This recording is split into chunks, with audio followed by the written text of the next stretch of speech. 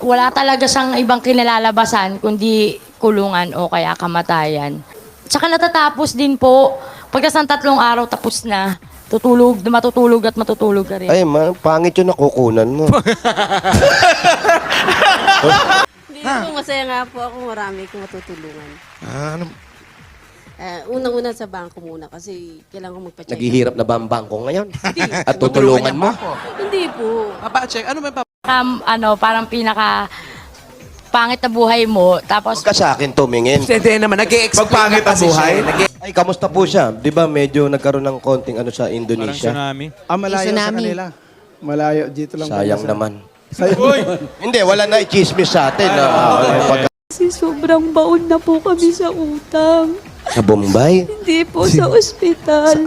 Sa ospital. Since 1990 po kasi pinapagamot na si Ma. 1990 na sa ospital.